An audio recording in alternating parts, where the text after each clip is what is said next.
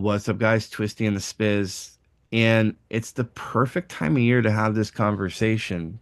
Closeouts, thinking about the start to next year. And I got a dude with me that um just lit up in Chicago a room of closers at C4C at Close for Cairo um, to thinking bigger, better, smarter, and more disruptive with their data, their numbers, their money. And uh not only is the dude inspiring, but he's smart as you know what. Um I got my man Dr. Josiah with me, dude, and he is the founder of the disruptive startup Lucro, which is the only bookkeeping service, and we're going to touch on that because it's more than just that, for chiropractors, designed by chiropractors for chiropractors. So, my man, thanks for jamming with me today. And you're the Yeah. perfect person to go to talk about closing out your year and best practices and what data you should be looking at. And we're gonna get into a lot of cool stuff. But first of all, dude, for people that don't know you, give them your little bit of the origin story. Yeah, absolutely. Well, thanks for having me, Tristan Twisty, the man. Yeah, so I mean, for me, just going back to my childhood, I grew up low class, one of nine kids, blended family, grew up sleeping on an air mattress. I started working in third grade. I woke up at 2:30 a.m., helped my family pay the bills. I delivered newspapers from 3 a.m. to 7 a.m. And then before I went to third grade. And so I bought my own clothes growing up, bought my own bike, bought my family meals sometimes. And so that's how I learned hard work, just growing up. And then when I got into high school, my mom had gotten remarried. Unfortunately, he was an alcoholic, but he actually made a decent amount of money, but he had no interest in paying or helping for college. So I had to figure out, okay, how do I pay for college? I started getting pretty good at sports and academics, and so I ended up getting a full ride scholarship because after my sophomore year, I realized I got to go all in on working hard, going all in on my work ethic. And I did all my own research, figure out how to get better at football, how to work out better, what to eat. And so that was kind of like the turning point when I was like, man, I can work for 4 hours before I go to school in third grade. I can put in the time I need to get a full ride scholarship. I was like, the only difference between where I'm at and where I want to be is understanding how to get there and putting in the work. Yeah. And so that's really kind of like carried me forward with my, mantra in college. I had five different jobs while I was, getting my undergrad and my master's in 5 years, and playing, college football. And so I was pre-med, I was planning to go to med school. And then I got hurt, went to this local chiropractor, and he goes, you can be an entrepreneur and a doctor. And I was like, entrepreneur, what? Like, I don't even know what that word means. And he explained this, amazing picture of, what people dream of an entrepreneur being, in control of your own life, do whatever you want, have your own time, no ceiling cap on income potential. And I was like, hey, that sounds awesome. And I always was more into holistic approaches anyway, so it was a great fit. Went to chiropractic school, quickly found out they don't teach anything about being an entrepreneur in school. Yeah. And so I was like, man, I need to find successful chiropractors in the profession to learn from. And I ended up going over 50 different clinics while I was a student, Hmm. trying to learn and understand what to do, what not to do. Graduated in 2017, opened my clinic 4 months later. I had over 400 prepaid appointments on the books, over 1 million my first year, over 2 million my second year. Third year in practice was COVID. And I was like, okay, I got to find all these clinics in the country over $2 million that I can learn from. And I'm like, crickets, I couldn't find Yeah, dude. very Yeah. many clinics. So I was like, man, I got to start going outside the profession. What are people doing outside of our industry that are making these businesses get bigger than what seemingly the chiropractic profession can do on a consistent basis? And so I learned a lot of strategies, and that's really a lot of the things that we implemented with Lucro. And so then the next year went to 5.5 million in 1,800 square feet. And now we're on track to do about 7 million in our one location, here in Iowa. It's And so, yeah. amazing, dude. And you are um so community focused. We were talking the other day offline about what you were doing for the holidays for your community, with your Pi Day. And so, I mean, just killer strategies that you're doing for growth. I got to ask you, because you got, how many clients do you have with Lucro right now? Over 300. Okay, that's amazing from a launch standpoint because you launched when? We started marketing about 6 months ago. Jesus, dude. So one, there's two stories here of just intense startup growth. Your first year in practice with the pre-bookings that you had, and then with Lucro with your launch out. I got to ask you, how'd you propel such startup growth? Because that's insane numbers. Yeah.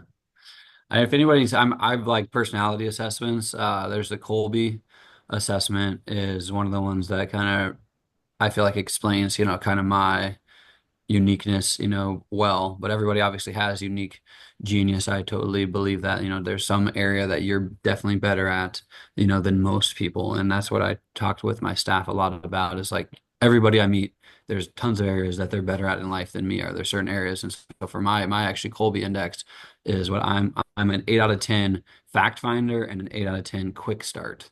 And so Mm. what that means is I like to get all the facts, understand all the data, know exactly what to do, take a little bit more time to make a decision. But then when I do make a decision, I'm 100% confident that I've made the right decision. I'm doing the right activities and I can go 100, miles per hour, seemingly out of the gate. But there was, a lot of that pre-work that I did before I hit the go button, at What was it? restaurants. Was it? I'm like the longest one to take the choice to make the I take the longest to pick what item I want to pack, but then I'm like, dude, I picked the best item. Like all you guys, sorry, like I got the best meal coming. Like that's kind of how it translates in other areas too. What was it strategically a lot of outreach on both sides of those, or different for Lucro versus starting up your practice? Yeah, I mean, for the practice, like I said, I mean, for me, it was like 3 years in chiropractic school, just straight learning, how to run a best practice, going to all these clinics around the country, how to communicate, how to, give the best quality of care, how to deliver the best Yeah. adjustments, how to, bring people in, how to market, how to sell, how to have great systems, how to have great operations. In our clinic, we call it the Disney experience. We're trying to give the Hmm. over the top best experience possible from a customer service standpoint. I believe I probably have the most Google reviews of any chiropractic clinic in America. I think we're over almost 1,500, Jesus. um, Google reviews. So, that was all like preparation, going to seminars, going to offices, learning how to Yeah. operate. But then as far as like boots on the ground, yeah, after I graduated in February of 2017, all I did was, grassroots marketing efforts. I had no money, I didn't Yeah. come from anything. I didn't, I had to talk to my in-laws. They took out a line of credit on their house to help us get a business loan. And that's how I even got a loan to help start. And all I did was join all the local chambers, go to all the local events, and I had on average about 5 to 7 events or meetings a day, essentially for about 4 straight months. Uh, Wow. yeah. Yeah, dude. Um, and is it the same for Lucro? Was that same, because I know I see you in the socials hitting events and workshops and regional Yeah, chiropractic it's stuff. a great question. I would say for Lucro, it was since it's a whole new product, a new business, it's something I'd been doing a lot from the analysis, of understanding my numbers, how to grow, how to scale. I'd done it, for myself, but I need to figure out, how do I translate this into a product that can help doctors? How can we do this at, a price for something that they're already paying for? That's something we pride ourselves on with Lucro is like, we shouldn't actually cost you any more than you're already paying. We should be, Mhm. for most people, the same or less cost than something that you already have, but providing 100 times more value. So for me, it was, figuring out that new business model, how to have the greatest impact, provide the greatest amount of value. And then, from there, I would say, most of my marketing efforts have been very similar up until this point, very grassroots, just, building relationships, connecting, with individuals, just trying to provide as much value as possible to other providers and organizations within the profession. And that's really been, the exact same manner so far. We haven't, done really any paid advertisements. Most of it's still been very low cost Mhm. marketing strategies up until this point. Lessons learned for takeaways on that, guys. Again, and not just the going out there. You hear he since in third grade, the hustle that he had. Hustle is not a bad thing when it's applied into the efforts of the bandwidth that you're throwing into the energy to go out there and connect with people, build those relationships. There's no way around it. If you do not have money, you have sweat equity. And I think that's the scariest thing, man. I see these startup practices, and I've worked with startup practices where I've laid out strategies and I'm like, they just don't go. So it sounds so simple, but this dude just fucking go. So that's one big thing. And I saw that right away and I love people that just fucking go. Now, let's get into some cool stuff. I want to ask you this question with over 300 clients in the Lucro. You have access to what I love and you love, data and numbers. So my biggest question first is, what is the stupidest thing you see chiropractors doing with their money? Oh man, that's funny. I mean, I would say I would almost like flip it around, and the stupidest thing is that they don't know anything about their money. Yeah, okay, It's let's start like there. it's like it. I mean, it is pretty crazy. I mean, most doctors really have no idea how much they're spending on team, how much they're spending on overhead. What their true profit margin is. They're just looking at their bank account every so often. Is it going up? Is it going down? Like they really don't know any of their numbers. And so I would say that's And the not true time. forecastable, right? That's the other, like, of course, because if they don't know it, they can't forecast it. Yeah, that's the thing is like they don't know what to do with their numbers. So Hmm. they don't even get, most of them don't get to step two. So step one is knowing your numbers. Step two is knowing what to do with them. Yeah. All right. And so step one, most people never get to. They don't understand their numbers. And the 1 or 2% that do know their numbers, they don't know, is that the right margin? Is that the right percentage? Should I spend more? Should I spend less? How should that change as I grow? They don't know those steps. So that's what I feel like in the profession. This is the feeling I had for my first few years in practice. I don't know what I don't know. And so I feel like I'm making risky decisions because I don't have proof, evidence, experience to make the correct decisions. And so, therefore, I either don't make them out of risk or fear that that might be the wrong decision, right? Or I make the wrong Hmm. decision, or hopefully roll the dice, I make the right decision, right? And so you're doing a lot of gambling, and just risk. And that's really the biggest thing. If you know your numbers, then you can really de-risk a lot of your decisions. And so that's the first step. That's my biggest joke is like Nancy Pelosi, she knows the numbers. She can do all the insider trading and she can go from a million Yeah. dollar, to $200 million of net worth because she's got all the inside data. And that's the crazy thing is like you can get all the insider information for your practice if you understand your data, and you can make all those decisions much more effectively, much faster, much more confidently, turn, small amount into a much larger amount at a very fast and effective pace. And so that's step one is knowing your numbers. And then, like I said, step two is what we help you with. We help you with both, but most importantly, we help you with step number two is knowing, what to do with them and what to focus on, and what's going to be the fastest path to generating more revenue. Yeah, because Lucro's more than just bookkeeping, and we were talking offline about this the other day again too. Like you're in an interesting space where, you said to me, we're not a fractional CFO, but we cover territories that fractional CFOs would. Um, but we also do the bookkeeping. Tell me how you're solving their problems better. And like well, I already pay for someone to do my QuickBooks. I do see my numbers. It's just I see profit or not profit. Like walk me through Yeah. where you're solving some of these problems. Absolutely. I'm really big on transparency. We're $450 a month. We have no sign-up fees. We have no contracts. You have a dedicated bookkeeper that does your books every single week. They go in and clean up your numbers, and then you're by the 10th of the month, you're going to get a report that says, "Hey, here's your actual data. Here's your goal of what you wanted to accomplish, and then how does that compare to the perfect P&L?" And L? And so that's what we created for the profession. Based on your monthly revenue, you should be allocating a certain percentage of spend to team, to marketing, to Okay. overhead, to all the different expenses to maximize the total profit of your business. You want to maximize profit margin, you'd much rather have 20% of a watermelon than 50% of a grape.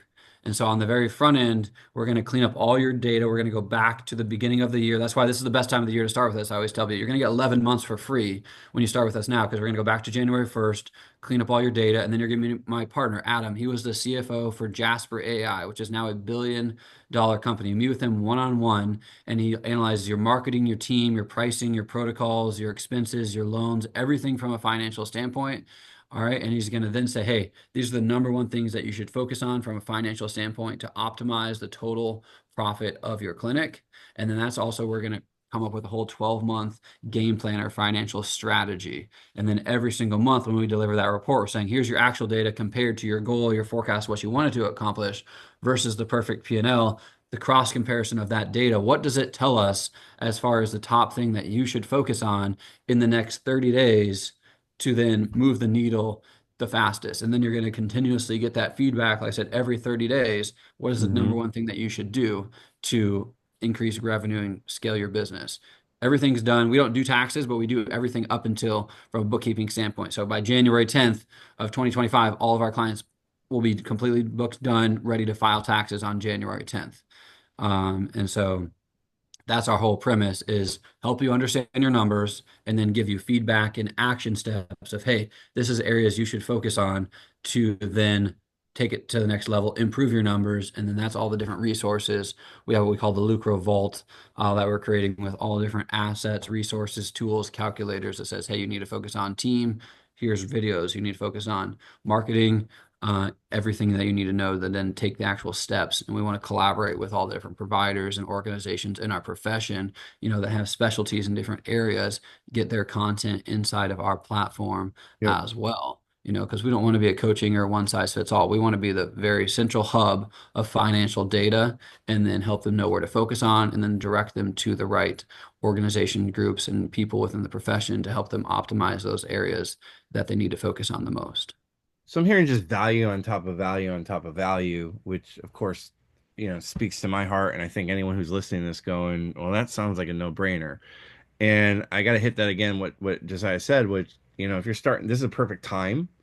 If you're starting now, they're going to get you 11 months free. Uh, Killer. Uh, on that note, cleanup and aisle closeout. What are some things that you think are smart things that someone listening to this should be focusing on at the end of the year? Yeah, at the end of the year, really the biggest thing is you want to be able to get all your data for the entire year. You want to be able to understand what was your total revenue, what was your total profit, how much did you spend on team, how much did you spend on marketing, how much did you spend, on overhead, and understand those numbers. And then you want to take the next step and dive a little bit deeper, into your team members, into your marketing, into your overhead, into those deeper level areas. In this last month, if you want to minimize your tax bill, you really want to start analyzing what specific tax strategies do you need to implement in the next, 20 or so days before the end of the year is over Mhm. to optimize, minimizing the least amount of taxes possible. And so that's something, I'm really big on. I haven't paid taxes in years. I'm actually sitting here. I'll show you this. Be a cool here. I'm sitting on the sixth floor of my 420,000 square foot building. I don't know if you can see the window, if that's kind of blurry or not. Yeah, dude, that's Uh, beautiful. so this is a 420,000 square foot write-off to eliminate my taxes. And so, yeah, real estate is a big one that I'm involved with. There's all different smaller tax strategies, that you can implement, in the next 20 days. Those are big as far as end of the year from a pure, financial standpoint, and then really getting all your data calculated. So then in January, you can really, understand what is your game plan for the next year? What are the top areas, you need to focus on to get to the next level? Hey, you're a lover of data and numbers.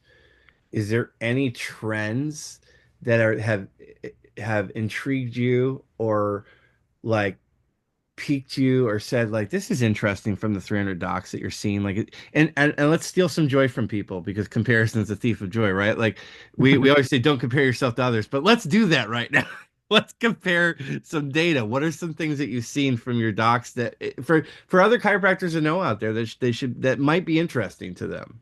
Yeah, I mean, we have like I said, we have over. about 300 clients, and our average clinic right now is doing 1.1 million. That's our average. Okay. So yeah, I mean, we've really, a lot of them have grown pretty significantly in the small amount of time that we've worked with them. But I would say from a general standpoint, number one thing that doctors are not doing good with their numbers is they're not optimizing their team.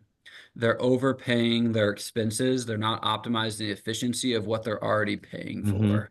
And so that's one of the biggest things, one of the number one stats that I think in the entire profession that no one tracks that I harp on all the time is what I call percentage of schedule filled. And it's really, become probably my favorite stat in the entire profession. This is all Uh, about efficiency. Exactly. And Yeah. so Yeah. yeah, I could walk you through, real quick on this, Twisty, but let's just say, a day one in a clinic, what would you say for a clinic? Most their day one usually takes how much time? Uh, I would say for C docs anywhere from what 10 to 15 minutes or I don't even know that data on that off the top of Yeah, my I would say most of docs at that 15 minutes, most clinics would Yeah. say, I would say 30 to 45 minutes, worst case an hour.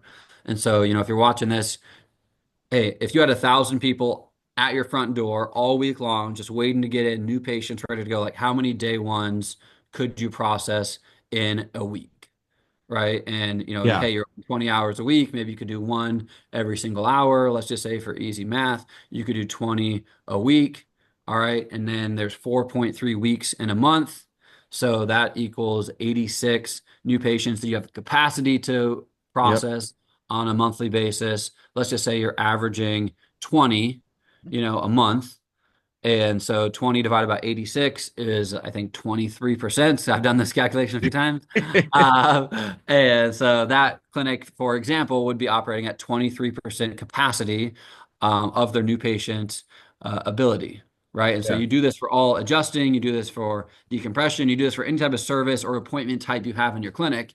And what we found across the profession now doing this formula at a lot of my speaking events, over 1,000 clinics I've done this with, the average is about 20% efficiency rating for the chiropractic profession.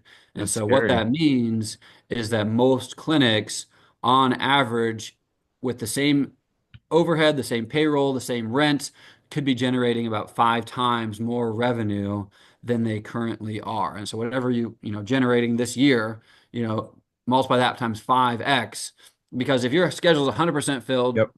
or 20% fill, does your rent change? Do your utility bills change? Does your electric bill change? Does your payroll change? Most all your expenses don't change except the cost to acquire those people. And so then you go into understanding lifetime value, profit margin, to understand how much you can spend, to maximize your schedule. And so again, these are just Dude. filtrations down from the initial foundation of Yeah. revenue, profit, team, marketing, overhead, these big buckets of spend from a bookkeeping standpoint. Once you can drill down and say, okay, wow, we need to drill down into team. Now you go down into percentage of schedule filled. Now you can go deeper into team member evaluation. But the biggest thing I say is like, when you're running a business, there's 1,000 things you could do, but what's the one thing that you really should do, right? And so being able to distill that down really, I think, is the number one thing that a CEO, the owner of a business, needs to constantly be doing is evaluating what is that number one thing that is going to make the largest impact on total profit of the business. And that's what they should always be focused on. But you, again, need the data and you need somebody to help you get to that point so that you can be, going towards total, profit increase as fast and as easy as possible.